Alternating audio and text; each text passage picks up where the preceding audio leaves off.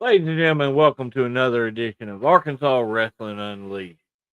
That's where we talk about Arkansas wrestling in general. Uh, Sorry, my other monitor was glitching out. Oh, what's going on? Anyway, uh, it is a nice, cool, rainy day here on the outskirts of Hector, Arkansas. And I only say that just so I can waste a little time to let a few more people kick in. So, come on. Oh, it's that. Why is that doing that? I don't need it anyway. So hope everybody's enjoying their evening. We're gonna, like I said, we're gonna let a few people uh flow in a little bit before I start rolling through these things. Uh, Still waiting on my guest to kick in too. Uh, just one of those days. Uh,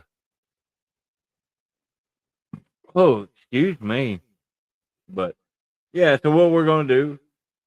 Oh, excuse me. Sorry about that.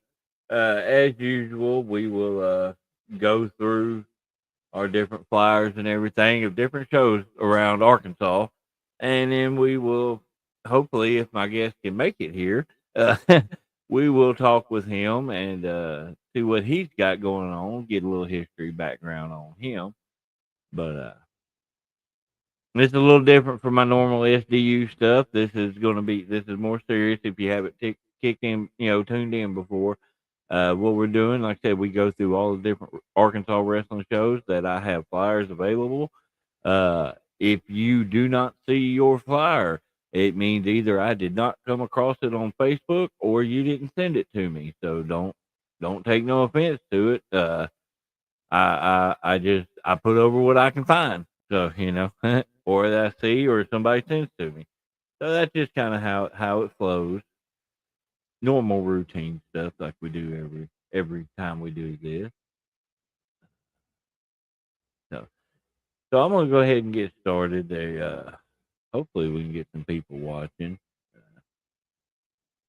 Hold on just a second. Let me do something here. Work it. All right. So we'll go here, here.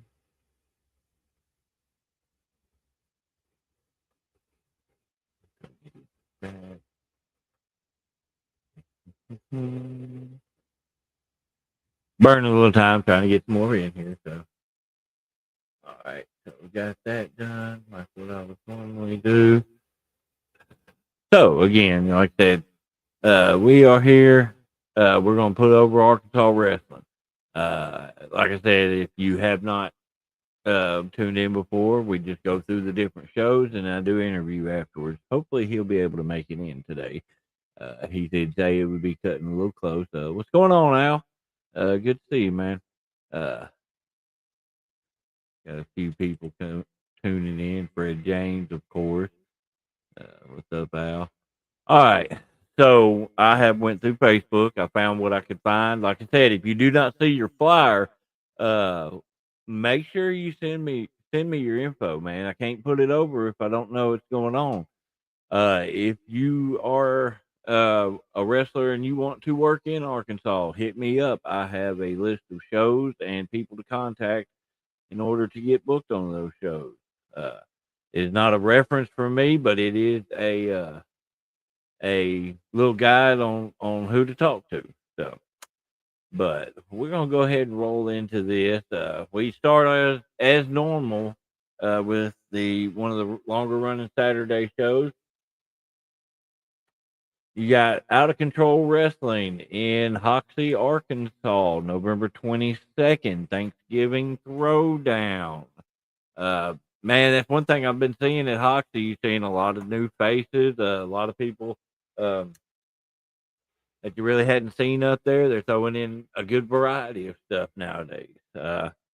Also, the next week, November 29th, will be their Giving Thanks show, free admission in Hoxie, Arkansas. Oh, Justin, you be quiet. What's up, Mark? Uh, yeah, you got this goober right here. Uh, only time they wouldn't want to see it if you were on it. So, all right, we're gonna roll into our next one, and I've got quite a few for these people because they are doing a very good job at getting their promotional stuff out there. Diaz, Arkansas, you've got Wild Card Wrestling. We're gonna start off with this one, November 22nd, this Saturday in Diaz. Uh, you got that feller coming from ALW. I forget his name, but yeah, it should be a really good show if you're in the Diaz area. Make sure you hit it up. Then the next week, Richard Holiday is coming in. Now, I'm gonna tell you right now, if you ain't seen this guy's videos online, I don't know what you're watching. Because I'm gonna tell you right now, his whole signature move thing, I mean, all it is a freaking uppercut to the nuts. And this dude has gotten it over massively. Jason Dugan, that was the guy. I didn't know who it was. But no, Richard Holiday is coming in on November 29th. Then we've got our first shows from next year to put over. February 14th, Austin Aries is going to be at Wild Card Wrestling. Then hopefully, and there's probably going to end up being a seminar, guys. So pay attention. Pay attention. Then February 28th, which was also my wrestling anniversary. Haha. Got the Rowdy Club coming in. Till Piper and Diamos. I hope I said that correctly, but the daughter of Rowdy Roddy Piper will be in action there, as well as this Diamos guy, which I've seen. I don't know a whole lot about him, but that will be in Diet. We're going to roll over here to Rector. This is also November 29th. There's a few of us. You should notice some familiar faces on that one. But yeah, there's going to be a big 2-ring battle royal, multiple matches. Should be a good show overall. Mainly because I see Uncle Phil up there. Uncle Phil's going to be in action. That's one of my favorite people in this world. So I'm going to make sure I kick him in the face. All right, we're going to roll over here this Friday night in Osceola, MCW. And this is just, they had multiple flyers out. This is just the one I grabbed. But they run every Friday night. So if you get a chance, get over there and watch them. All right, now we're going to head over to Dardanelle, near my neck of the woods. Gladiator Championship Wrestling is going to be holding what they call the Gladiator Bowl. And you notice right there in the middle, you've got freaking Mike Bennett is coming in, and he is also going to be doing a seminar that day. So if you have the opportunity to learn from Mike Bennett, I highly suggest you take advantage of that. If I wasn't on the other side of the state that day, I probably would. We're going to roll down to Mountain Pine, Arkansas here. This is November 22nd, this Saturday, WrestleFest 8. I believe this is their 8th year anniversary. Main event, double title match. Sebastian Envy and Drayshawn Prince, which should definitely be the match to see that night. Roll down here, December 13th, Haybarn Championship Wrestling. Will be in Prescott, Arkansas, their annual Christmas show, which I did not get to download it, but they will also be having a toy drive that night. So if you're gonna be in attendance that show, make sure you bring a toy for a kid, man. December 6th at Vino's in Little Rock, Arkansas, you got TAC Wrestling 8 Crazy Fights. It's going to be a tournament to crown a new TACW champion. Unfortunately, Grayson Beckett had to have surgery, so he had to relinquish the title. November 23rd, Hype and Glory will be in Fouke, Arkansas. Fouke. I hope I said that correctly. I don't know. I know there's a Fouke Monster, so maybe that's where it's from. But Hype and Glory. You got my boy Ring Bully Remsen right there on the front. Man, that should be a good show. It's on a Sunday, so if you get a chance, get over there and take a look. We're gonna roll over here to Mariana, Arkansas, the CEO for All Pro Wrestling. Is going to be there, and they're also earlier in that day they will have a pro wrestling camp that is completely free. If you are able, get over there and do it. I've seen people get booked because of that camp. December 13th, Inhumane Championship Wrestling will be in Corning, Arkansas. These guys right here always put on a hell of a good show. Very good show there. I got a few more here. Wrestling with Pride this Friday at the Greene County Fairgrounds. If you're over in that area, make sure you hit them up. If not, TNR the very next night, Fight with Fire. It's going to be a Marmaduke Fire Department benefit show. If you don't catch TNR there, roll on over here to Leetsville on December 13th. 'Twas the fight before Christmas. I had to say it slow because I knew I'd screw it up.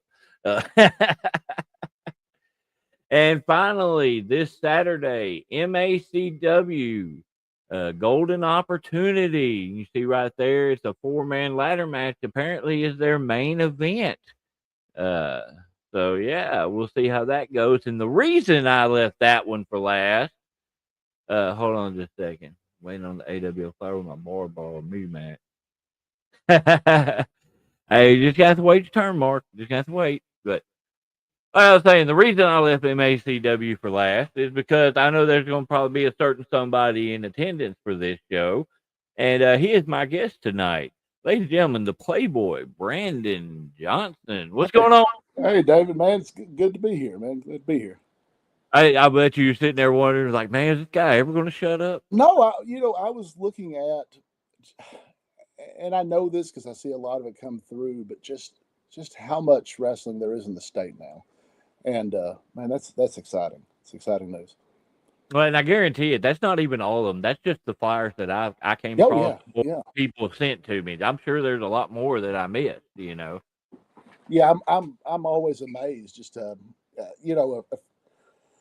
I've been doing this a long time, man. 1998, and there was a few years there where it felt like wrestling was kind of on the downward slope. You know, there wasn't a lot going on. Shows were few and far between, and now it looks like there's almost always something. You know, so that's exciting news. In the state of Arkansas, honestly, if you can't get booked in Arkansas, you're not doing something right, because there is every weekend there is a show somewhere going. Like, OCW runs every Saturday night. MACW is running what, twice a month now? Twice a month now. I believe it'll go back to once a month in the summer. But yeah, and then Fridays you got MCW and Osceola. Saturdays, Wild Card Wrestling is every Saturday, and there's a ton of shows that are running once a month or once, and then a few that's running once every 2 months. There's a lot of wrestling in the state of Arkansas. Oh, excuse me. Now, Brandon, I don't know how much you've watched of this or anything like that, but well, off and on some. I was thinking this. Actually, I watched some of Black Diamond Enterprises not long ago, and I thought I questioned. I thought, man, what have I got myself into? Because I was thinking, I was thinking like I don't consume a lot of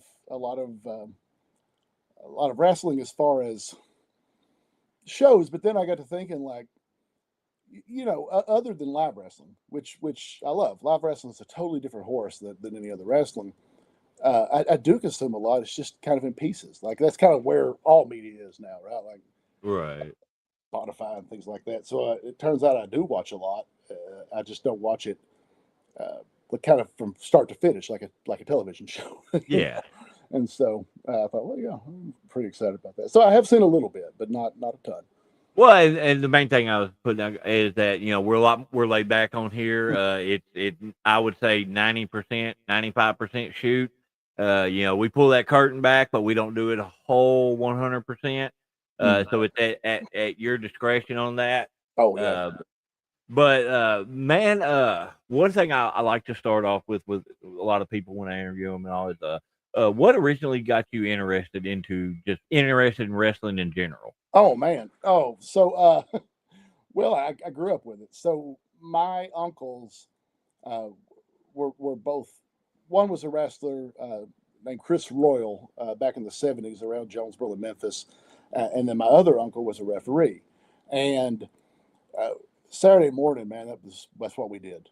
My cousins, my uncles, we would watch. Of course, Memphis wrestling was big, and Earl Bell was still pretty big then. So people would come in, and we would go see shows, and just really grew up watching it, and kind kind of fell out. Um, I, how old are you, Dave? Roughly. Uh, 44. I'm a little older than you. So there came a time, where we were wrestling like the Wolfman and Mummies, and I stopped being as cool to me. Kind of backed out of it, but I still always really liked it. And so when I got about 16 or so, my friends, a couple of them were really into watching it, and we would watch it together and really enjoyed it. And we would stop, while we were out running around at a gas station to get gas. And one of the guys was like, "Man, that guy there is a wrestler." It was Leonard Doan, and so I would ask Leonard every time we met. I would ask him, "Hey man, when you go train me to wrestle?" And he's like, "Never," and then he would leave, and that went on for about a year and a half or 2 years, I guess. And finally, he told me he cut me a price and said, and I said okay, and so me and another buddy, I ended up paying my other buddy's way in, and I found out later that he charged me double what he normally charged just because he didn't think I would pay it, and and so we got out there and we're locking up, kind of going through some chain stuff with him. And a customer came and he's like, "Hey, I'm going to leave you with a couple of guys." And it was the Canines. It was Mad Dog James Newman and Bad Dog Doug Abbott. And after he left us alone with them for about 5 minutes, Tim decided he didn't want to wrestle anymore. And I came back. And so he ended up using me some. And then it wasn't long after that that him and David Polston started the ASWF. And so it just kind of went from there, man. So you're actually one of like the ASWF originals. Oh, so I was thinking when you showed Big Nasty Uncle Phil there, uh, we were, I believe, the first match. I believe it was me and Idlebane. He was Idlebane then, versus Too Sweet Timmy G and Sexy Rex Ellison, if I remember Oh correctly. wow! I know. And I remember Rex very well. that first show was in. It was actually in Aaron's backyard. It was a bunch of family and friends and stuff. A couple of guys that were talking about maybe investing, and then about 2 weeks later, we had a show at the Walridge Armory, which would be like the first official show. But yeah, that was our first show. So I was there, and that's kind of how I got back into it, man. So for years I would kind of joke around with when they would put up the ASWF Hall of Fame, and then MACW came in and theirs as well. But they would put up the Hall of Fame, and I'd always kind of bitch on Facebook about like I guess every referee's going to make it in the Hall of Fame for us because Hey, Fred James is in their Hall of Fame Fred James. in the fan section. My Yeah, buddy yeah, Fred, he's yeah. in there before I ever. Well, They hadn't even thought about me yet, so I well, get. they had put someone in there. I can't remember who it was. Who was pretty new, and I would just all the time be like, well, I guess if the referees are going to make it, whoever sold hot dogs will make it before us. And so, kind of, one of the stories about that is that, and they may have beat it since then, but I often say like Leonard and I were the longest reigning tag champions with them, and I don't know if that's true, but I'll tell the story here. What happened is we won the belts, whatever that Saturday would have been before September 11th, 2001, and so when we won the belts, September 11th happens, and of course Armory's pretty much shut down for almost 2 years, and so there was probably maybe 3 or 4 shows. We did a couple of shows behind Mike's Tire Service back in the day. We did a show, I think, at Clover Bend at the old school. But other than that, it's not that we, defended the belt on again and off again for 2 years. It's that we had 3 shows in 2 years, and so Wow. and so which works really well for the kind of character I portray. So, and the whole reason I teamed with Leonard in the first place, and he's one of my best friends, but and I've already told him this story. God, he's the stiffest man I ever worked, and I thought, if we were tag team, I wouldn't have to be hit by him very often, and so. That's kind of what led to the centerfolds and the whole, because he was doing the Night Hunter gimmick at the time. Him and I can't remember, Mark Johnson or I can't remember his name. Saved my life.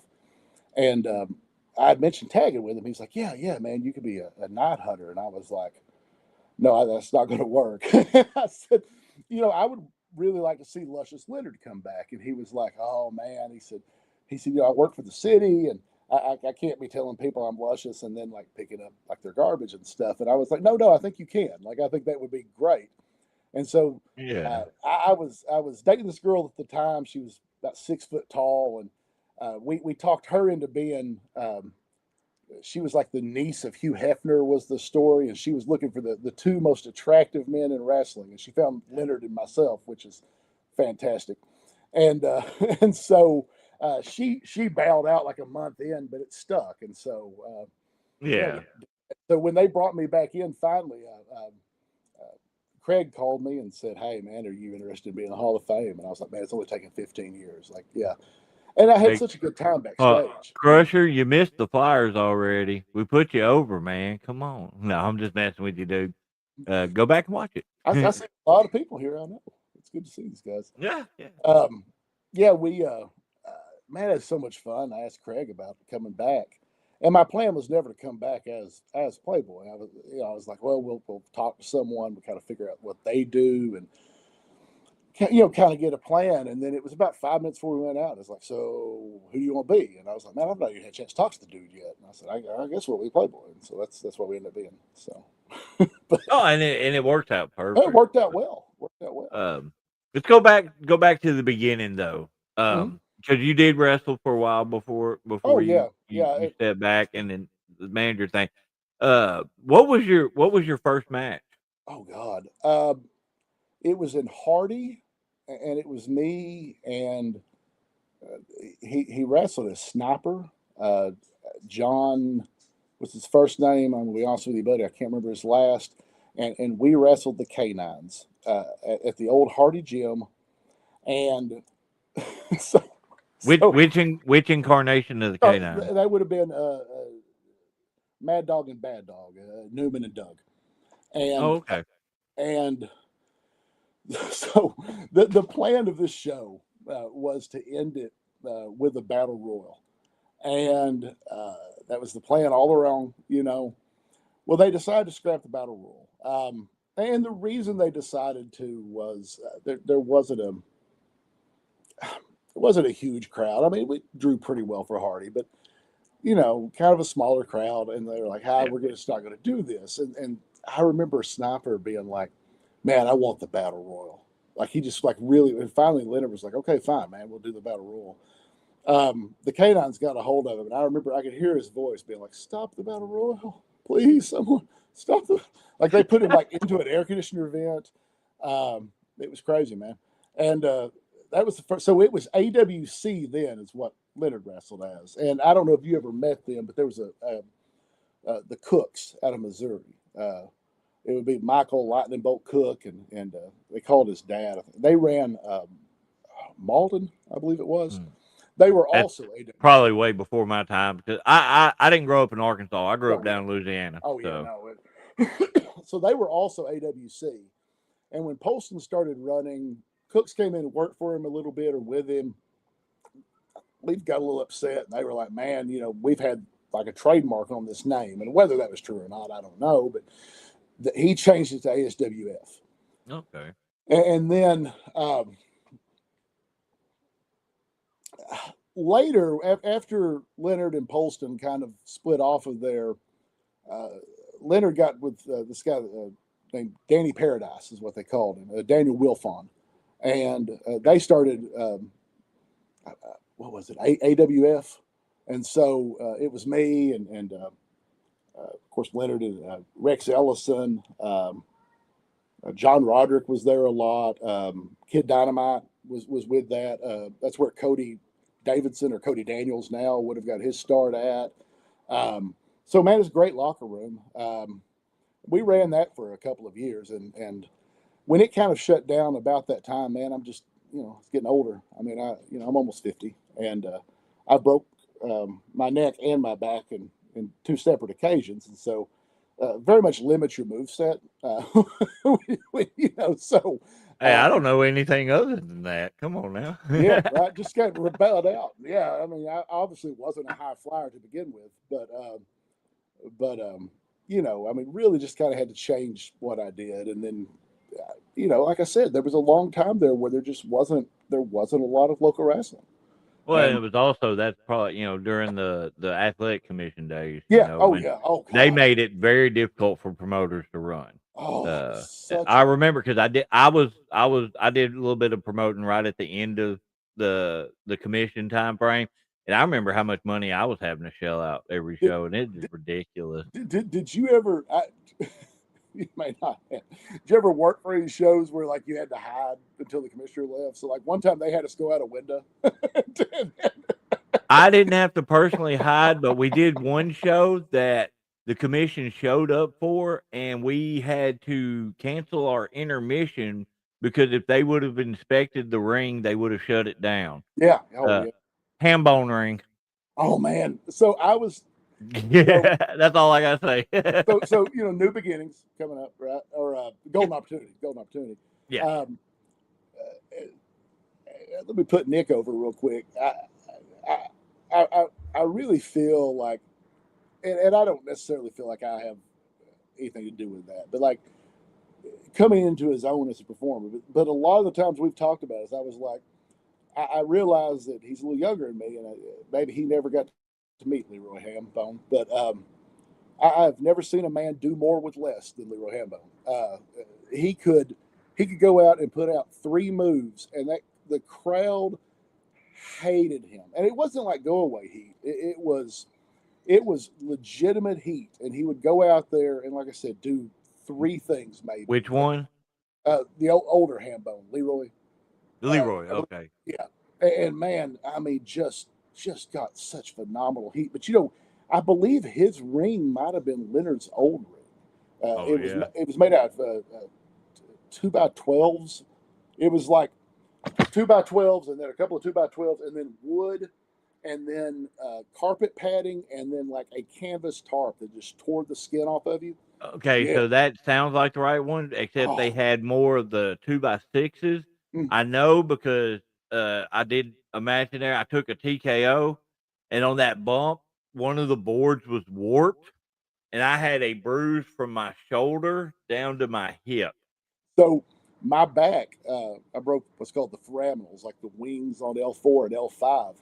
And what it was I took a power slam from Hillbilly Tiny, and that those boards shifted, and we went between those, and I basically took it on the board, Oh shit!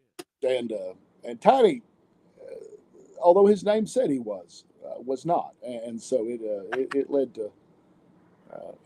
About a week later, I went to the chiropractor, and I was like, "Man, I think it's caught." And he took X-rays. He's like, "Man, I think I need to call somebody to come get you because this is broken." And it was. So, Well, I know a lot of guys when they go from wrestling to managing. I know some have issues with that, because it's the mentality of you want to get in the ring. How's that transition been for you, man? well, you know, early on, I don't know. I think that I had a mentality. I think early, especially, I kind of had this mindset of like, am I a manager, right, or am I like a mentor manager, right? So there was that kind of dichotomy where my initial thought on that was, I came into the Hall of Fame. We kind of sold the accolades of like, okay, we've, this is the pedigree of who he is.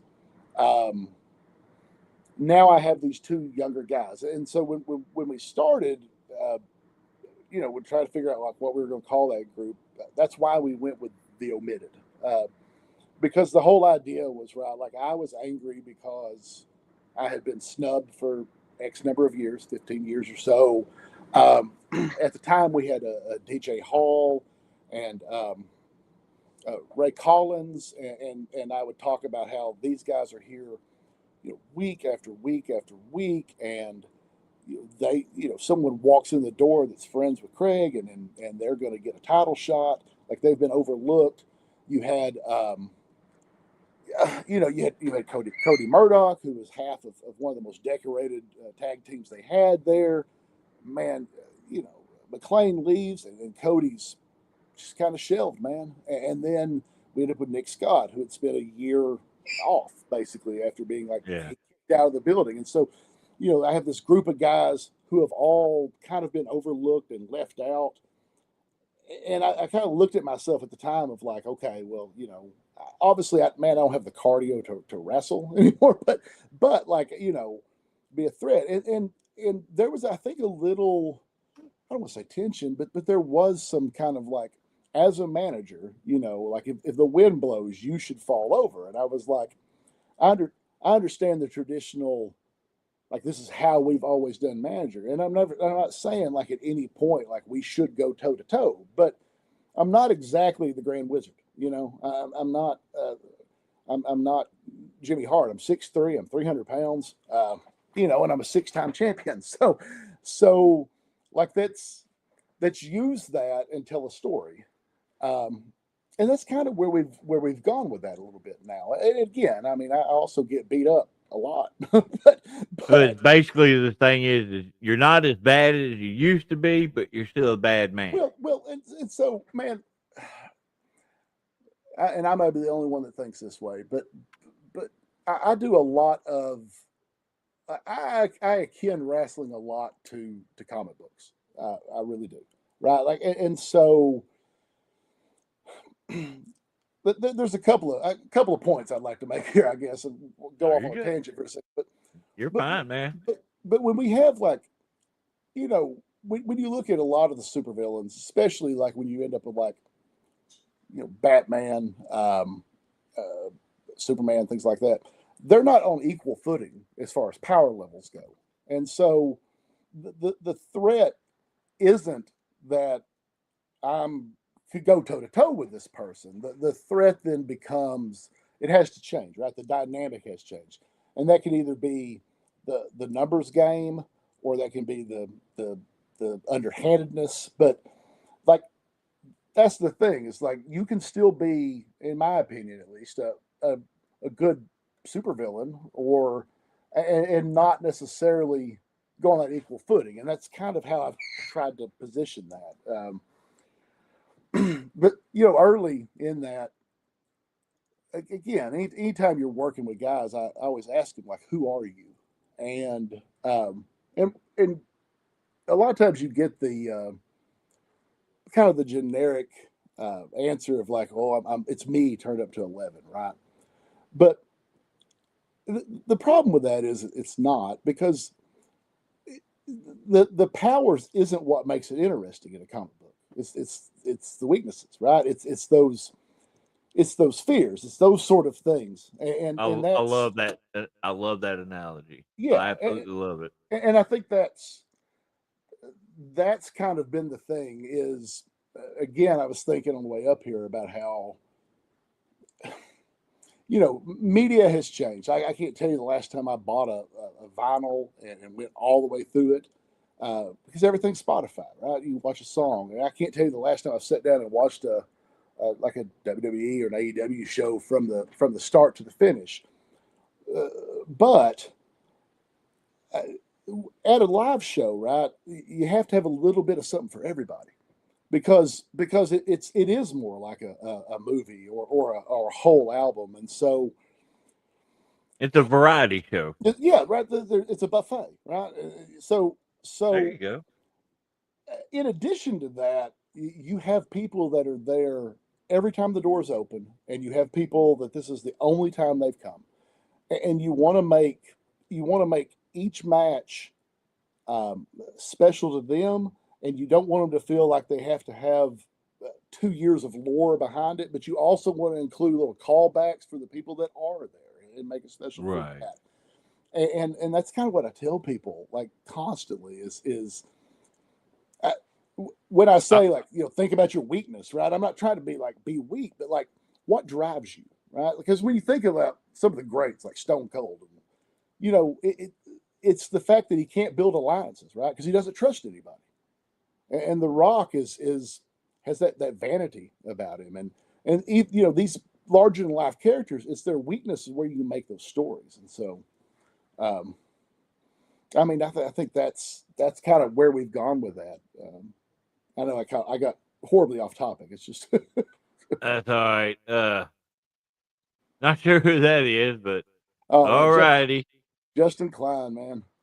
Justin is I hate to say a hero of mine, but kind of his. I've really enjoyed looking at his work over the time. I mean, Yeah. he's man. He straight up just said you don't get enough credit. Well, I mean, listen, he doesn't either. I mean, we can sit here and compliment each other, but he is. I would 100% agree with that. Oh yeah, he's phenomenal. Phenomenal. I'm not gonna go behind the scenes on him because I know how he is online, so I'll leave it at that. It just he's good at what he does. We'll leave it at that. Oh, Peter Van. Well, Peter Peter. Van. Man, he's good people. I wanted to kind of give you some flowers on this. I was, for years I've seen a lot of, I guess you'd call it kind of supernaturally gimmicks, and with the exception of you and the Crawleys, which they're the Crawleys now. Forgive me for not knowing who they are now, but The Outbreak. Look, those are the first couple of ones I think I've ever seen where it felt like it was done right, and it wasn't like I'm invincible, because it's hard to be invincible when you're hit in the face, right? So I tell a lot of guys, like people like the whole no sell and stuff. I'm like, if a freaking 5-year-old walks up and bops you in the nose, you're not going to be like, you're going to be like, ow, son of a. Well, it hurts. So know? I did a lumberjack match when we kicked Ray out of the Omitted. I can't remember how we said. Basically, it was like if he beats anybody, like if he wins this match, he can pick a match with anyone they Omitted. And at the time, there were some tag champs, and that was kind of the thing. Is like, yeah, he'll pick one of them, and he picked me. And so it was a lumberjack match. In fact, I screwed myself into it. I was like, yeah, you can even be a lumberjack. He's like, well, the Omitted will jump in. And buddy, I took a buckle to the face, and strap match ain't real comfortable anyway. But boy, that buckle, And so I mean, it's tough. But yeah, so many people tried to do that for years. Just tried to be like Invincible, and again, I mean, the whole thing falls apart once one lick, man. But yeah, I really enjoy y'all's and the Outbreak as well. I feel like both of those bring that spooky vibe, but also enough realism, right? So there's got to be a suspension of disbelief, and those do that, and so I really dig those. I appreciate that, man. Man, my goal is to make other people look good. Yeah. And like I get I'm this big monster guy and all like that, but yeah, any kind of monster character has to have some kind of vulnerability. Well, so and I was thinking, and I realize like the locker rooms I've been in since I've been back into it have been pretty minimum. I did get to go to Osceola when Derek retired. I didn't do anything; just kind of hung out in the dressing room. But I knew a lot of those guys. So, oh goodness, what are their names now? The two guys that are basically running it. Talking about the Claps. Yeah. Okay, so they were the East Coast Bad Boys. Yeah. Serpent years ago, and C Money. I just remember them as the East Coast Bad Boys, but we worked them a few times, like back in the late '90s, early 2000s, and those guys were phenomenal. And it's one of those things where, like, when someone makes it big, like it's hard to understand. I think like how much of that has to be luck? Because if anyone should have at the time, like those guys were like the Hardys, like I mean they were just phenomenal at the time, especially. You know, I'm sure now that they're my age, it's a lot harder to flip. You know, off of 3 stories, but man, watching them then was just like it was hard to do a match with them because you were so amazed watching what they were doing. You know that you had to police your face that you weren't like, holy crap. And That's why I love my gimmick. I can make weird faces and laugh, and it's okay. it's sometimes, man, there's a couple of guys in the crowd. Boy, they'll say something, and it's so hard. It's so hard to not just also be like, I got it, man. But yeah, I was there, and of course with us at MACW, ASWF. But you know, there has it seems like there has been a shift in the culture uh, where it feels a lot more professional wrestling, at least in the areas I've been in, right? Because Okay. early in the day, it was a lot of, I mean, everyone self promotes, but I mean, it was mostly like, I'm the baddest man here, blah, blah, blah. And now it is a lot more like, what's for the good of the show, right? What's for the good of the business? What's for the good of, because that's kind of, that's really how much I look at that, or how I look at that is at the end of the day, uh, I'd like, I'd like for myself and the promoter and everyone in the back to get paid, of course, and I would like the crowd to leave happy and feel like they got their money's worth. And Well, you want it to be a whole entity in its yeah, own because, yeah, like, say if there was one show that I worked and that was never a very large crowd, but they were always there. That most of them were there for one specific person, so they ended up having to make him main event just so people would stay the whole time. And then they saw what these other people were doing, and that's what got them to stick around. Did you ever work the old Dixie Dance Hall? Any was it ever around when you were man? I've only been around just shy of Oh, 11 years. oh no, I think they probably tore So it down, probably too. So Reggie Montgomery, I love Reggie. the Ebony Idol, he had a promotion that he ran there, and I can't. I mean, maybe I'm wrong, but I couldn't believe that everyone in that place wasn't there just to see Reggie get beat. Like they hated him so bad, and he was so good at it. And yeah, I mean, and I mean again, like you know, building that. You want to build a show up to where if something happened, like I want the show to be good enough that if something happened to us, like if the omitted left, or you still want people to come back, right? Like that's the whole point Right. is we want the business to be good, we want the show to be good. Um, One it's thing I always enjoyed doing, when I was helping out with a few things is I wanted anybody on that card, you could feel like they could be moved into the main event scene yeah, without yeah. any issues. That was always my goal. Well, and so much in that is also trust, right? Right. Yeah. You have to. I mean, you have to trust that everyone on that card is in it for the right reasons, um, which isn't always easy. Yeah. You have to, like you said, I would like to know that at any given moment you could replace one person out of one and with another, and you still have a high quality match. Mhm. Um, and man, it's so weird that we're in a business that's full of big egos, but there's also not a lot of room for big egos. Right? There's no small parts. I mean, I come from a I didn't mention this, but you know, before I got into wrestling, like I come from more of a theater kind of background, and there are no small parts. Yeah. I mean, there's a lot of mostly what I do is character work, um, and those are not typically the big main event things. Those are more, you know, the mid cardy kind of things, and those are good things, man. I mean, they really are. And that's I mean that's kind of where I want to be now. Is I kind of want to be in a place to where people who are trying to get in that maybe don't have their footing, right? They don't know really who they are.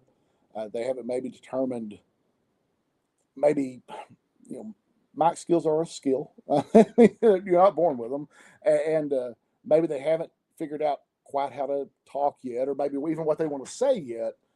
you can give them that cushion, right, to grow as a performer. And that's really kind of how I see myself. When you talk about like how do you see yourself as a manager, is Yeah. I think I give people a cushion so they can perform, so they can figure out who they are. I also am able to do some of the maybe the more funny spots that might make a worker look more weak. If it happens to me, it doesn't really matter, right? Like, Yeah. I'm not trying to do anything anymore. So, Well, talking about that stuff, Justin actually asked the question: whose careers are you steering these days? well, so right now, Slick Nick Scott is the only one in the omitted. We recently lost Cody to he left and went with oh goodness, I know his Morgan Morgan Williams. Morgan Williams. I don't know why I forgot his last name. I told Matt Williams, I said, I can't believe you picked the least popular Williams. I said, you know, his mom introduces him as this is Matt and Matt's brother. He doesn't, but I do like Morgan. He's a good guy. So you know, there has been some talk. I've talked to Craig a few times about possibly bringing in some more people. Although you know, I have this. You familiar with the band Everclear? Oh yeah. Right. So Everclear, man, that first album was gold. But I mean, the whole thing's about being mad at your dad, and like once you're living in a mansion and you got like 5 girls in the Ferrari, it's hard to be mad at your dad. So, right, like it's hard to make a second album about oh dad sucks. It's not genuine anymore. I don't know. Eminem did a lot of. Well, he really hated his mom, man. That's a different vibe. But that's kind of where the omitted is now, right? Like all my guys now have had belts, and since they've all had their championships, we're not really omitted anymore. And so Nick and I were talking the other day, like where do we go now, right? Because you don't want it to get stale. You don't want it to be. Casey, I see your comment in the. I see your comment down there. We will get to that in a little bit. So absolutely, keep going, bud. No, I was just like you don't want it to get. Right, you don't want to get stale, and so I do think that whoever maybe we are able to bring in, we need some of who that is to kind of decide where the future goes on this, and so man, I think it's where we are. I've already kind of changed the vibe up from the teacup and the bow tie, mostly because. I kept tearing shirts. And those the appointed. I mean, the appointed. We are far from appointed from Gregory. Man, Casey, as far as being a worker, I feel like David can give you way more advice than I can. But as far as being a character, I would flesh it out to the point that it's silly. Stuff you're never going to use. Like, why? What's the motivations? What do you want? Like, what would this guy order for dinner? Right? Like, you're never going to use that. It's never like you're going to have a mic spill about it. But knowing those sort of motivations and knowing, like, again, not just the strengths, but like what's the weaknesses of this person. And it doesn't have to necessarily be like silver bullets in the case of my werewolf friend here. But werewolf? Well, that's Bruce. I'm just a psychopath that's borderline schizophrenic. I was going to say, both of you a little wolfy looking, man. I'm not going to lie. That's just because I ain't got no teeth. I think it was the growling, actually. Hey, Cato, if you want to hit me up, man, I'll get you a list of companies and who to contact. So just let me know. Well, and I kind of miss the teacup too. I still have it. What teacup? What is this? I used to come out with a teacup and a little saucer. The problem. The problem is when I moved over to having the cane. So after the last time I got beat to death, the cane. God, I should have done it years ago, Peter. Because you have so much extra room, right? You can point with it. You can. It's the gestures become bigger. It's a great weapon. it's so versatile, and it's tough to hold the teacup on the saucer with the cane and then get a microphone. And man, you're just constantly juggling like china and canes, and it's just the worst. And so that's why it got retired. I got to figure out a way to bring it back. I haven't thought of. I need a butler. Really, is what I need. Hey, hold on, Cato. I don't know if I've got you on Facebook because I've got this streaming to a buttload of different places. But David Barmore, on Facebook, just hit me up and I'll get you the info. Gabriel wants to know, is that a nod to Dr. House? so let's kind of go back on the Playboy gimmick for a minute, and then what it's become. Yeah, I was gonna ask you about that. Initially, I already told you. Initially it was, man, we're the two prettiest people in professional wrestling, and you've met Leonard, I'm sure. Like, it's been a while. I think I've met him once or twice. By looking at both he and I, it is obvious that neither one of us are the prettiest people in professional wrestling. That's what makes the gimmick perfect. Right. That's what makes it fun. Come on now, Sexy Rex had a belly out to here. Come on. I love that guy. I loved him. Loved him. But Sexy Rex wore his ring gear. I saw him one time at Walmart, and he was wearing the vest, just the vest. And oh man, I had so much fun with Rex. I really miss Rex. Like, I did, except for the time he chopped me right on my spine with those little bitty hands. Oh. I legit stood up, turned around, and grabbed him by his chest hair. Did you ever wrestle John Roderick? Hot Rod? Yeah. Actually, earlier this year for the first time, man. I worked a tag match against him and David, and then I worked a singles match with him. Roderick has like a hand that's nothing but bone, and those chops, God, they sucked. It's like God, he's 20 years old, older now. I mean, that's just you got to think about it though. When my first couple of years, I did a lot of matches with Ray Ivy. So I don't think I've ever wrestled Ray Ivy, but his dad, Bill, I've wrestled. Little Bill. And if Little Bill was kind of on the way out at that time. He retired not long after that. That's the Dirty Little Gang had just kind of showed up, and you might say which iteration of them, man, I couldn't even tell you. I mean, it was right. There's been a lot of people in and out of right. It was Dave. It was Big Pun. It was this guy they called Jackknife, Little Bill Ivy. But by the time it was over, Kid Dynamite was in it for a little bit. Rex was in it for a little bit. That's what kind of broke up Rex and Roderick. Hey, even Dale was in it for a little bit. Yeah. So, I mean, there was a lot of, Leonard and I were in it for about 15 minutes. But, as I've kind of gotten older and, I work places now other than wrestling, when we came back, I kind of leaned into that, try not being a playboy like I got all the ladies, but more of a man that travels the world, right? Like a playboy in that sort of aspect. And so, I talk a lot about, I mean, I have like in the real world, I have 3 degrees now and stuff. So I talk about like, I'm smarter than y'all. I have 3 degrees and I've done this and I've done this and I've traveled this and like you people and like you couldn't understand the culture. And that's kind of where the teacup kind of came in at was talking about like, how cultured I am. Somehow, and I don't know how, other than again, it's just cheaper. I've morphed into a guy that sells cigarettes by the cigarette at a store.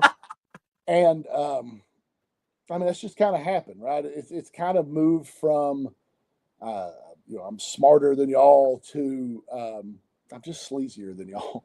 And I've just really, I've kind of enjoyed leaning into the sleaze. The only problem with that is at the same time, Nick has kind of leaned into the class, right? Like he's got the gold robes and he's like, But man, that contrast of the well, two characters and should that's what I work. tell him. Yeah, I tell him, I'm like, man, I kind of dig that sleaze and class Because combo. think about it, any high class actor typically has a sleazy ass manager. Yeah, yeah. Well, and I think that's the I think that's kind of the thing, right? Is like it's I don't want to say Paul Heyman esque, but there is kind of that underhandedness, right? Right. That kind of like, man, you just can't trust this guy in anything. You can't trust him to not cheat in a match. You can't trust him, around your lady friend. You can't trust him to not steal hot dogs out of the concession stand. Like you gotta have to you gotta keep your eye on this guy. And so yeah, I mean, I've really kind of enjoyed that kind of that sleazeballness. So when you were wrestling, who would you say, what is that squeaking ass? What's that Oh, squeaking noise? that's my my shoes I've made out of dolphins. No, I have a hardwood floor, and every time I readjust my leg, I apparently hit it on the floor, and it makes it sounds like I have like a pig in here or something, squeaking it up. So let's do this a two-part type deal. We're gonna go both eras. When you Okay. wrestled and as a manager, who's been your, like, we'll say on a larger level like WWE, that type of thing. Who's your biggest influences? Oh man. Um. Well, okay. So some of them people are probably not going to know really well. Then that's fine. So my hero. In fact, I'm wearing his shirt. My hero is a Sputnik Monroe. I don't know if you know anything about Sputnik. Memphis guy, uh, basically uh, basically desegregated the Mid South Coliseum. He was he was hated. So there was and listen, this is before my time too. We're talking like '60s. He wrestled this guy named Billy Wicks, and man, they tore the South apart, but only for a couple of years. Billy only wrestled for a couple of years. Uh, but Sputnik became he was super over with the African American crowd out of Memphis, and in fact, and I use this sometimes. I present at conferences for EMS instructors and stuff, kind of around the United States, and I have a presentation that's everything I learned about like EMS education I learned from wrestling is the name of it. But one of the things I talk about in there is Sputnik because man, that dude lived his gimmick. He got arrested for what was called mopery, which was hanging out in like black establishments and eating in places that were supposed to be segregated. Got beat up by the cops. There's a great picture of him with like a black eye holding a coffee cup. Had this huge white streak in his head, and so basically, I've heard the name, but I don't. I need to go research on that yeah, guy man. now. Well, they've been supposed to be doing a biopic on him for years, and it just always kind of falls through. But basically, he started uh, paying the ticket guy to sell extra tickets for the top section of the Coliseum. At the time, it was that was the segregated section, and so he ended up paying him to do. They ended up selling like 3 times the tickets than the top could hold, and then he went to the promoter and he was like, "You're gonna let my people sit wherever they want to, or I'm just not gonna wrestle." And the promoter knew, like, man, like there is a crowd out there of both both sides of the segregation line that's going to tear this place down if they don't see Sputnik get beat up by Billy Wicks, and so he kind of forced their hand. I mean, it Wow. was, and I just love that story so much, man. So early on, just hearing about him and watching him, I would have killed to have had a chance to meet him. Um, I, Hot Stuff Eddie Gilbert. I loved Hot Stuff Eddie Gilbert. Still love Hot Stuff Eddie Gilbert. In fact, we went to his grave last time we were in near Franklin, Oh wow. just to see it. Um, Dutch Mantel was really big back then. Oh hell. Cr- Oh man, Punch my grandpa. Malden was. So we were talking about Malden. I used to work for the Cooks in Malden some. So that's really cool. That's awesome. Sorry about your grandpa, but I mean, that is a great story. Will, him and Dundee both. When I was a kid, especially at Earl Bell, Tocho Yakamoto would still come in some, Wow, and I ain't heard that name in a long yeah, man, time. I'm such a good heel. You know, as far as like early, like when I started like watching it again, man, Eddie Guerrero is probably one of my favorites from kind of that earlier mid era of mine. Yeah. Just such a great, such a great heel. And even when he's a baby, right? He doesn't really change much. He's still, it's pretty much the same gimmick, Yeah. but so good at it. The way I Love always explained it is it didn't change the character, he changed his intentions. right, yeah, exactly. Well, and you know, and again, kind of step off topic. I'll come right back to this. So much for years was like, uh, you know, baby heel, and I've said before, like you know, there'd be a battle royal and like all the heels would come out, but like just because maybe we're bad guys don't mean we like each other, right? Like Exactly. just because we're good guys don't mean like we trust each other. There's all these dynamics between people that you know you could be the best person in the world, and man, you know we might just not like each other because of whatever, right? It might be because we're both super competitive or whatever, and I think that's one of the things, right? Those nuances in character of not just I'm a really good guy, I'm a really bad guy, it's trying to find that balance, and so that's one thing Eddie did, man. When Raven, I loved Love. Raven so much. And again, the character work, right? Like Raven was a You sound a lot like me. yeah, You're drawn to the characters. he was a well, and that's what I enjoy. He was a great wrestler, but like arguably there were people there that technically were much better wrestlers. But God, there was few people there that was more compelling. Yeah. Because he was so good at that character, and of course his wrestling's great. And I think that's one of the things is, you know, we get caught up in that telling a story with a match, and it should, right? The wrestling tells a story, but so does your your presentation. And Raven kind of had that whole package with that. The whole flock really was really great. Yeah. You know, I very much rooted for them against Diamond Dallas Page. Oh God, Dean Malenko. Dean Malenko was so good too. Underrated. Not a great talker. I was so gorgeous there. Malenko, you know, not my best. Not my.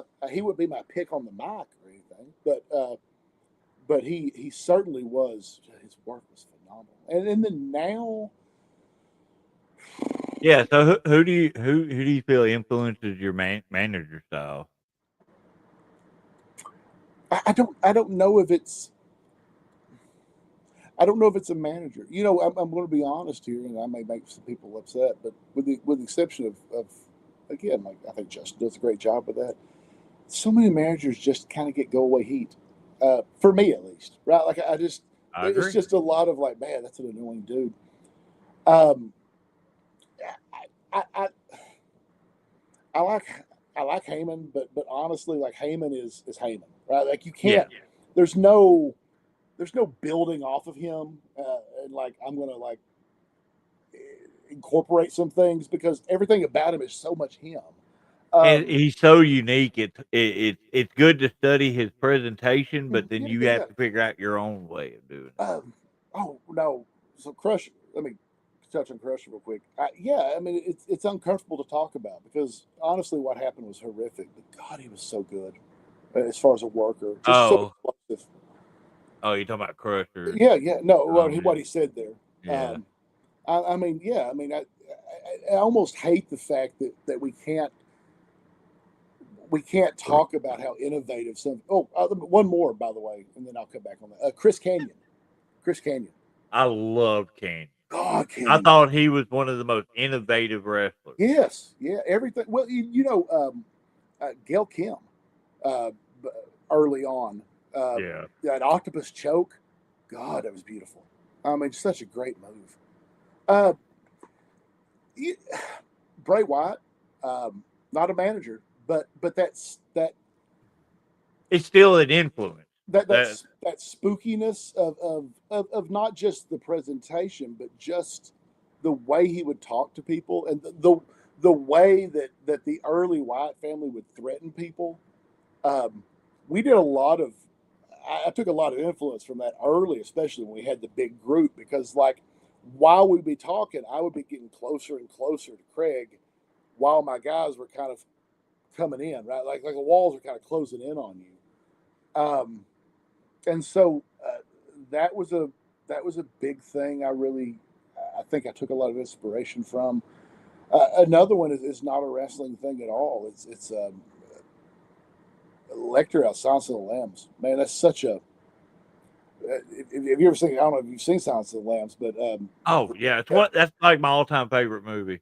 The way, oh yeah, me too. And we had this conversation the other day about it, about how like Lecter.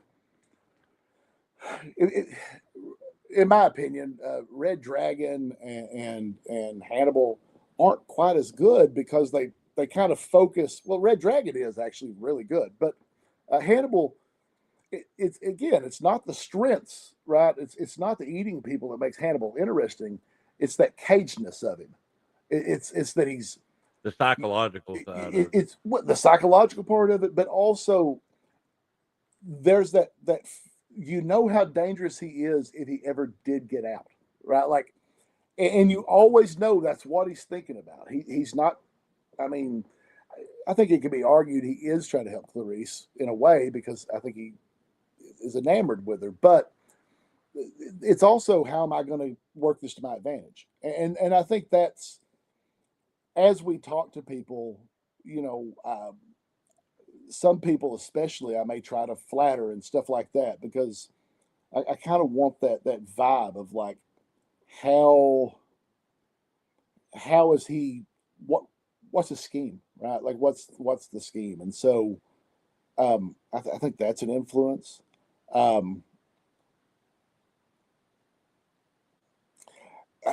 but it's so difficult now though because early in the game. Well, one, there wasn't a lot of talkers.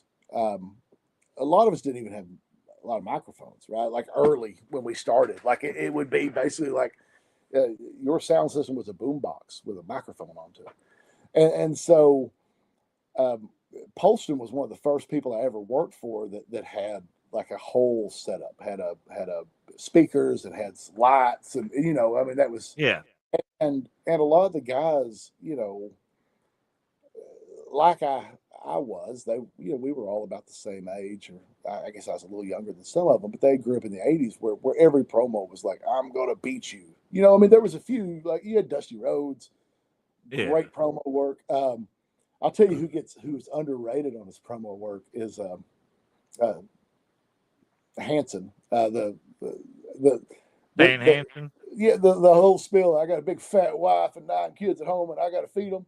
Man, that's one of the great. It's one of my favorite. It's one of my favorite Mike spills ever. And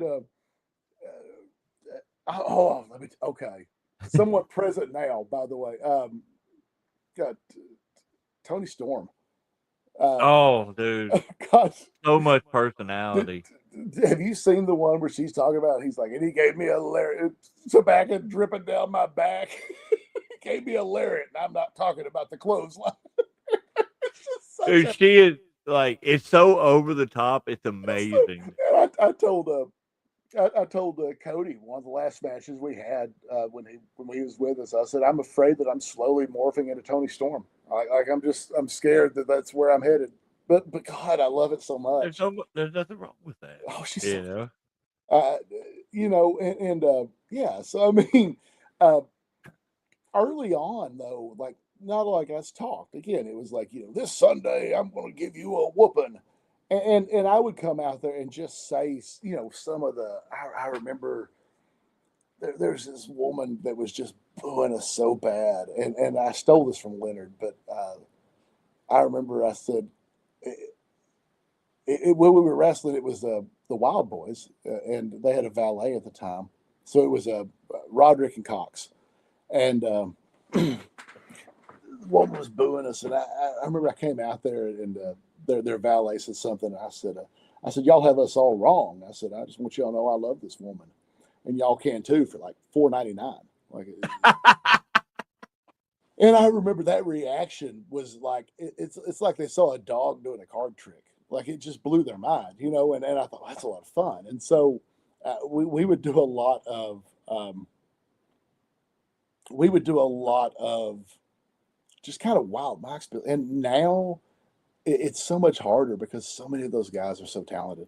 Like we end up in a four-way between Austin Lane, Action Jackson, and Main Event Bradley. And you know, trying to keep up with those four or those three talking, God, that's tough. I get it. I mean, it's just like because normally, right? I feel like I'm 2 steps ahead of what I'm going to say, and you never know what they're going to say. Boy, Action Jackson's so tough to work with sometimes to keep a straight face on my end because he does. Try being in the ring with him. Oh, that crowd work! One time I looked over and he had gone out in the crowd. This was like a four-way. It was one of those. It was a Halloween show, or maybe it was Harding night, and he was wearing this person had this nose, and he had it on, and he was wearing this dude's nose, like sitting in the crowd with him, and it was like long, man. It was like, and you know, and then he came back in the ring, and you know how hard it is to like act like you're mad at a man that's wearing a 3-foot nose. Oh, again, that's why I enjoy my gimmick, where I can laugh because I made him crack a little bit when we worked at Tuckerman not too long ago. He got that camel backpack thing on. Yeah. And he like took his drink and all, and I walked over there, grabbed it, took a drink. Is that vodka? Well, he's like, hey, no. Gabriel or Peter might remember one of the guys one time took a drink of my tea. I handed the ref my cup while I did a mic spill, and he took a drink of it, and then he was like looked at it, and then the whole time he just kept acting drunker and drunker, like it was where we were going. So you said a few minutes ago that it's more difficult these days. Well, that was something. Well, but I was also going to say when it comes towards the fan, do you feel like it's more difficult to be a heel now than it was when you first started? Man, it's always to me been easier to be a heel, and part of it is well, I don't mean being heel compared to babyface. I mean just being a heel in general compared to when you first started. Because these days and age, you can't say certain things that you used to be able to say. I don't know. You know? I mean, I guess it depends. I guess it depends on the type of heel you are, right? Like how are you getting your heat? And I think that's one of the things about, you know, you can cheap heat your way into a lot of things. You can Mick Foley it, and you know, man, it's a great day here in Missoula, you know, and so I think it takes. I think it takes more investment on your part, like to really to get people upset, and again, it not be go away heat and not be offense like I'm offended heat, but also listen, there's a freedom that comes with comes with knowing right who I am, right, because I'm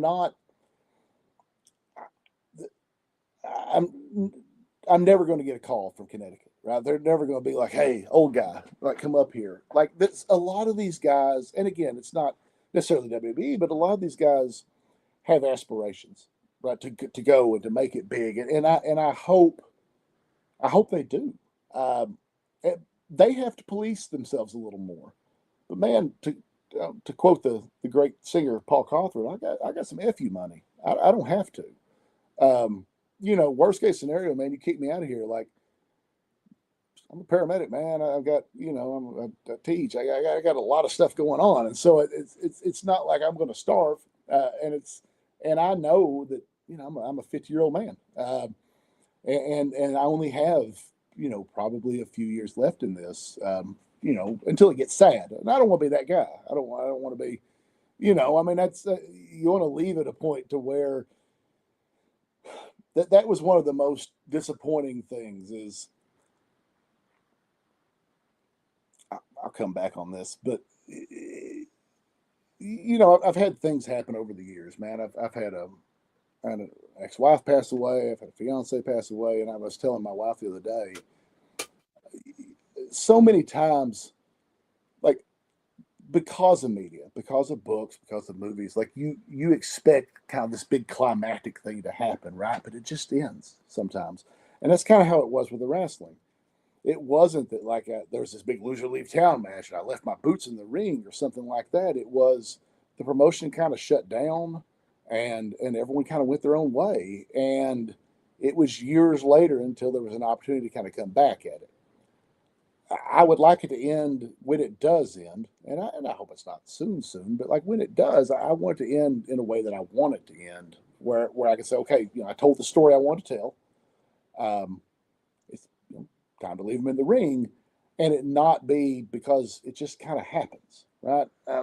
And so that gives me an opportunity to, I think, have a lot of freedom that some workers don't get to have that are hopeful to maybe make a career out of this, because you know I can say those things. If they fire me, they fire me. But I mean, but also I think a lot of my heat isn't, for the most part, occasionally, isn't offensive heat. It's more, it's more built around kind of, you know, I've worked now for several years, kind of in a professional setting, and it's kind of being those people that, I mean, there's always people that in those settings that you're just like, man, that's the most pretentious person I ever met in my life, right? It's not that, it's just that air of pretentiousness where they're just like, oh, they think they're better than me, like they can't do anything, right? They need me for literally half the things they do, and God, they just act like they, if, you know, this place would shut down if something happened to them, and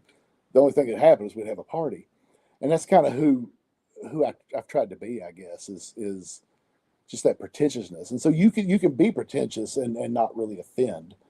Uh, it's more they just hate you because you think you're better than them.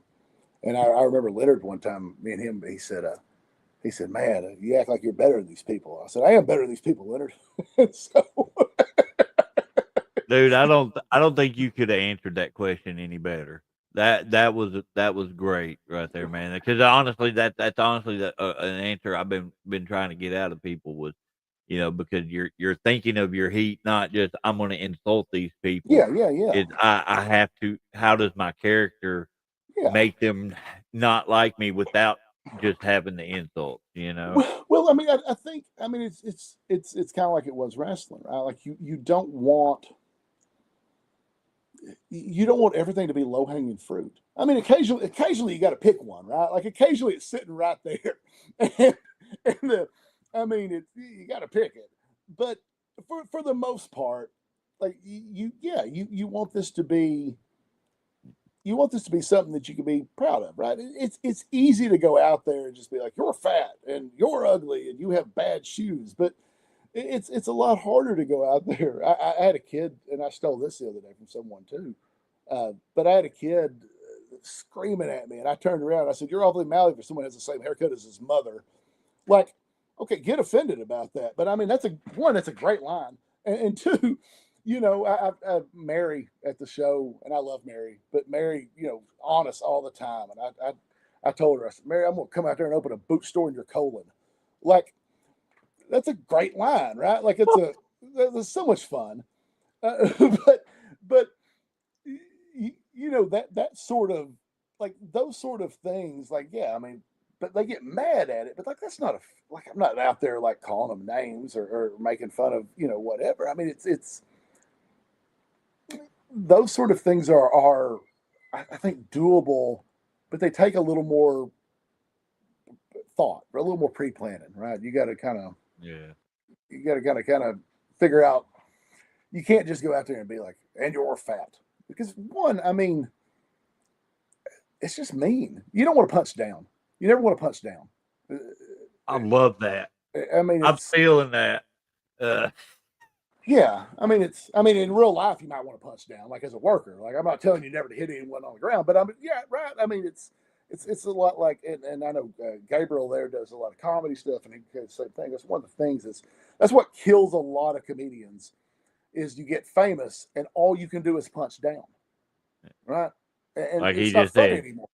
Yeah, finesse is yeah, no, key. it is. It's finesse. I mean, so it is. It's you can move lateral, you can move up, but you I mean, at the end of the day, you know they've come and paid, and so you can insult them,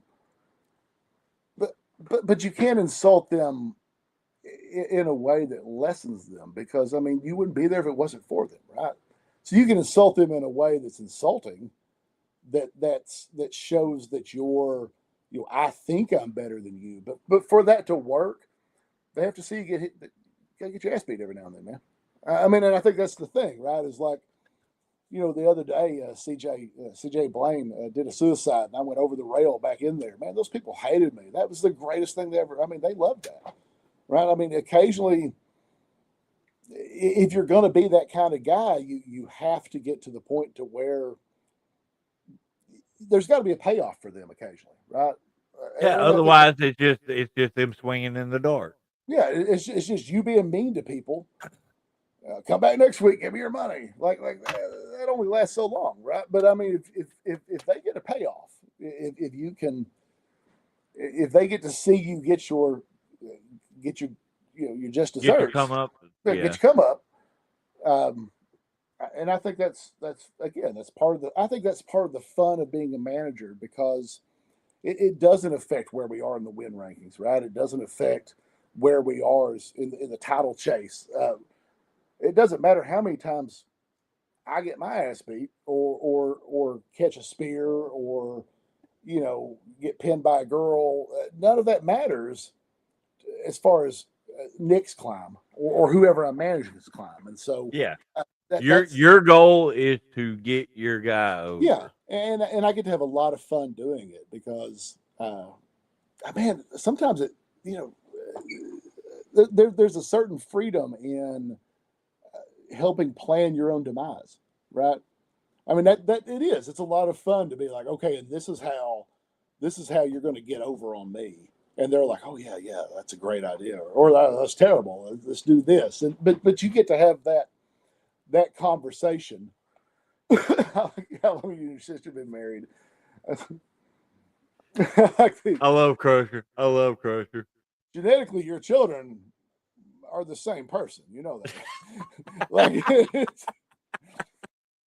one of my So favorites when we come down that little aisle and little kids hold their hands out, and I always just look at them like it's the most disgusting thing that could happen to me is to touch this child, and and I mean, and it's funny because I'll tell you one of the best things that ever happened to me is working in a place that isn't my home because I get what Leonard was saying now. Like it's tough to come in and be like, I'm going to kill your dog on Saturday and then pick up your garbage on Sunday, right?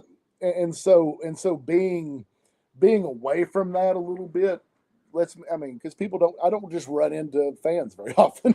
And so part of it's because I don't leave that's the why house. I'm glad I live like 3 hours away from every show I work.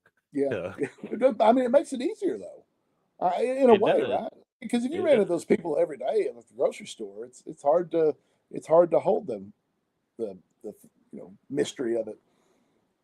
Well, we've gotten a lot longer than I normally do on this, and I'm not Wow, complaining at all. I've But enjoyed it, man. I do have a couple more little things I want to Okay, add. yeah, yeah, We're gonna circle back a little bit. I had that kid asking about training, but not necessarily training. But if you knew a young guy that was wanting to get into wrestling, what advice would you give them? okay. Uh, so from a training aspect, um,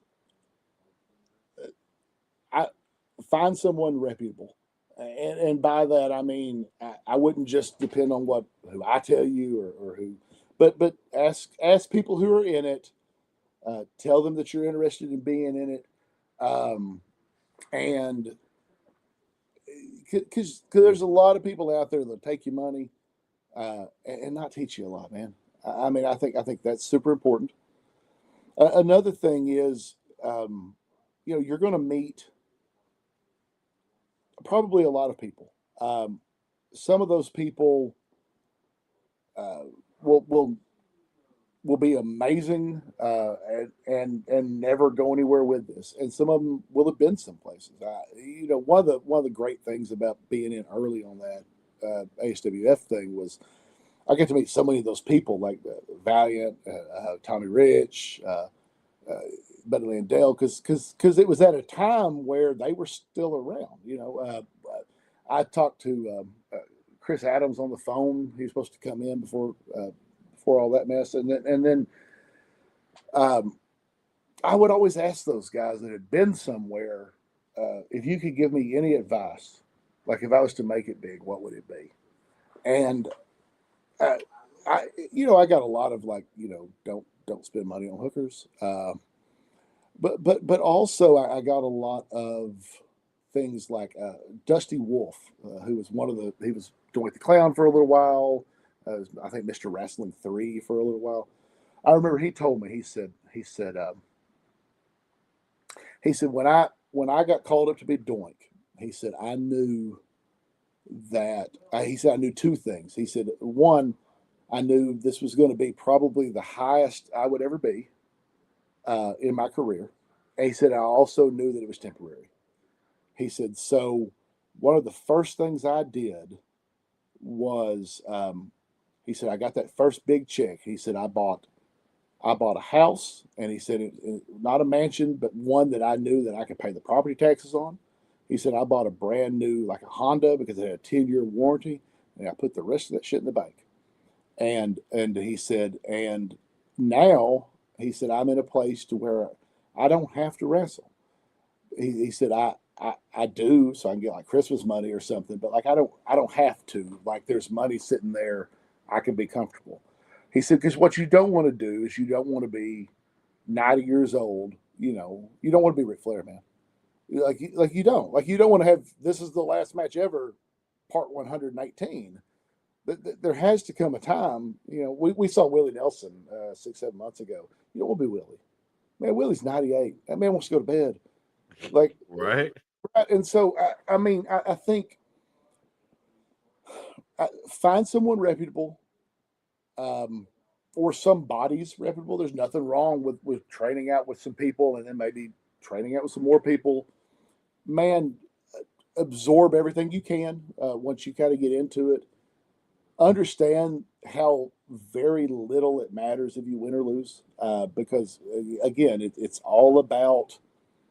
That's a discussion I've had to have with a few people here recently. It's all about building that, building the character. It's about building who you are. Don't be afraid to try new things, but God, know when to try them. There's a try things in training. Play to your strengths, though. I think that's one of the biggest things, man. I would work with guys that were built like I am. They'd be like, I'm a lucha libre. No, you're not, buddy. I'll tell you, like Toomer, K. Toomer. Man, that man's, he's like a cat, right? He's so agile. But like, that wasn't, and I almost bet you money if he was here, he'd tell you, like, his first match, I bet those weren't the moves that he piled out of there, right? You played to your strengths. No, because his first match was with me. Oh, yeah. And he knocked the shit out of me, and we just basically just brawled. You're gonna have bad matches. No matter what you do, no matter how good you are, there's going to be someone that it doesn't click with. There's going to be a crowd that doesn't click with. Don't let that define you. That's another, I guess, piece of advice. And if it doesn't pop the first time, it's not going to pop the second time. I cannot tell you. I should have learned that years ago. Don't be like, oh, they didn't pop for that. Maybe they didn't see it. They saw it. So, I think that's on my end. That's what I would say. And I would say when it comes to character development, again, I would really I would think about who do I want to be. I would think about kind of all aspects of that. Again, think about the weaknesses of that character, the kind of the fears of that character, right? Like how does that tell a story, right? Because let's go back to wrestling telling a story, right? Like there'll be tons of people that get out there and their finishing move is like a DDT, and they'll spend the entire match like they'll work an arm for 2 minutes, they'll kick you in the shin for a minute, they'll do nothing but like low blows, and then they'll hit a DDT. But like, where's the psychology in that, right? Like, why aren't we softening the neck and the head? Kind of the same idea when it comes to building a character, right? Is again the character of Playboy that I have right now. He just wants people to respect him, right? That's all he wants. He doesn't think he's a bad guy. He doesn't think he doesn't think that what he thinks is he's been overlooked, and all he wants, like if Craig, Craig Stone, the guy that's running it around, if Craig came out to the mic, it's like, Brandon, God, you're a legend, and we're lucky to have you. That character just like the Wicked Witch, man, he just melt. Because that's all he wants is he wants the crowd to acknowledge the fact that he doesn't, he's contributed something.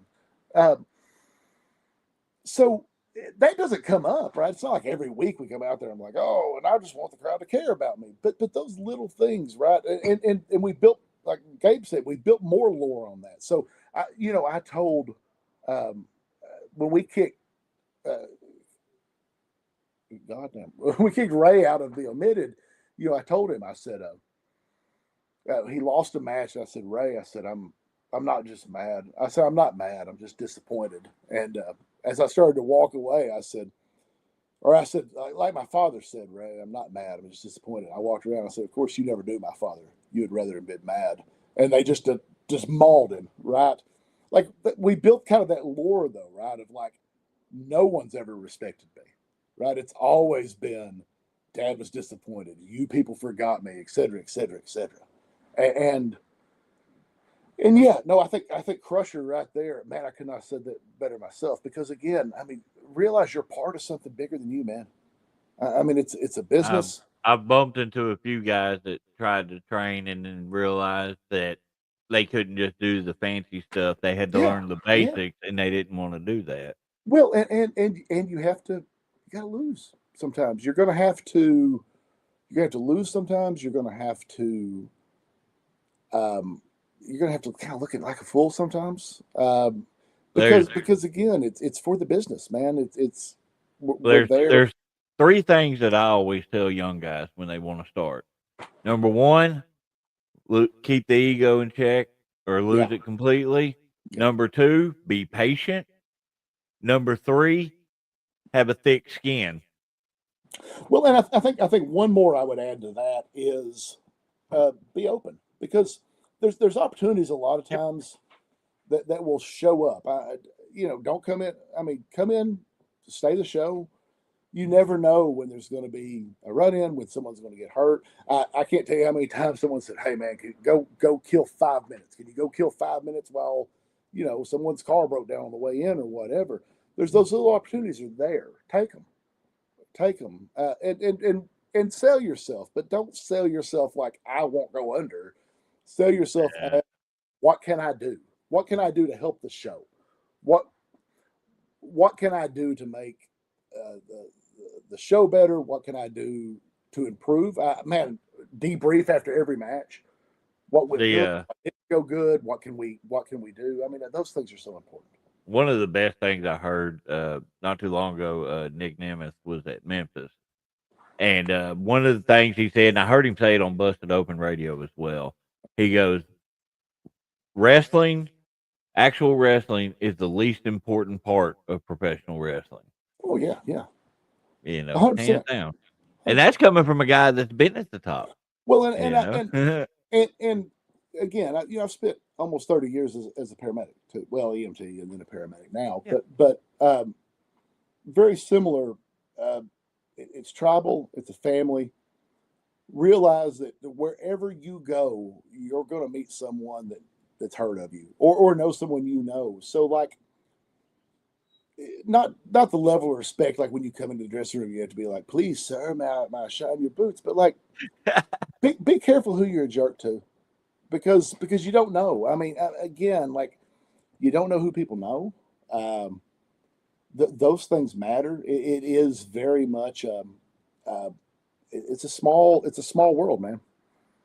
And we ran into Jimmy Valiant at a fair, Jonesboro here fair, a few years ago, and he was like, "Hey, Brandon," and I like, man, it'd been 20 years since the dude met me. You never know, man. I mean, again, so like, yeah, just sell yourself, but sell yourself on what can I do to make things better, and what can I do to improve. Not that I'm the best thing ever. Because there's always, dude, there's always going to be someone better than you on the mic. There's going to be someone better than you in the moves. It's the whole package that matters, and luck. Yeah. But it's a lot of luck. I mean, it really is. Right place, right time. A lot of hard work, a lot of luck. And some people don't put in a lot of work, and they're just lucky. I mean, it just happens. But some people work their whole lives, and they're fantastic, and they're not. At the end of the day, man, it doesn't matter. Live your life. Man, life is tragic, and it's beautiful, and sometimes it's both at the same time. So that's my little pep talk, I guess, for the day. Hey, there's nothing wrong with that at all. Before we cut this loose, the last thing I got to ask, this is always the one I ask. Most time it's wrestlers, but I know you've been in both aspects of it. If this weekend, not necessarily saying the show that's actually happening, but if this coming up weekend, if this was your last time being part of a show, how would you want your last show to go? How would you want that to go? Say basically, how would you want your retirement to happen? I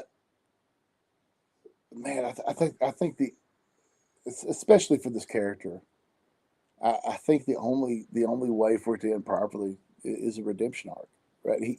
He needs his whole thing has been about ASWF. ASWF has merged. It's got to be something that ends in some sort of maybe self-sacrifice to where, the company stays with ASWF or the ASWF keeps whatever. Like, I think it has to be some sort of, he realizes there's something bigger than him. And that's what he's really always cared about. I think that would be it. How that would be set up, David, I can't tell you, but I think kind of that closing of that arc, right, is, if I could pick any way for it to happen, it would be that, whether that be to, end up helping, helping the baby or helping Craig or doing something, just something, I think, though, that kind of closes that arc. And so, like a face turn would, I think, be do the right thing. I think that would be how you close that chapter. Love hearing that with his son. That's awesome. Oh man, that's awesome. You can't tell a story any better than that. No, no. I'm afraid my son would hurt me for real. He's a fireman. He's so much better shape than I am. It's disgusting, right? You look over at it, you're like, oh, I hate everything about you, kid, with your abs and your. Oh Lord. Well, Brandon, man, I really appreciate you being on here tonight. We're gonna go ahead and cut this off, but Don't go nowhere. I want to talk to you after we go off the air. Sure.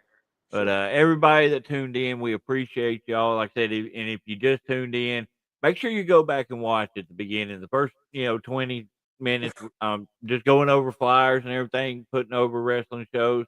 If you're interested if you're a wrestler and you want to work in Arkansas, hit me up. I have a list of probably 99% of every show that runs in Arkansas and who to get a hold of to be a part of it. So if you want that information, just shoot me a message and I will get it to you.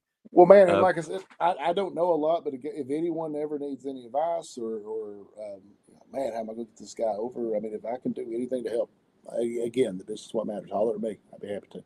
We appreciate you, man. But everybody, thank y'all for watching Arkansas Wrestling Unleashed. Tune in next Thursday for Standard Special Dummies Unit, and then the next Thursday is that's Thanksgiving. We might move that to Friday. because I might be too fat to move. So, but and then 2 weeks from tonight, we will be back for another episode of Arkansas Wrestling Unleashed. If you are a promoter, send me your flyers so I can put you over. Thank y'all for watching. Good night, guys.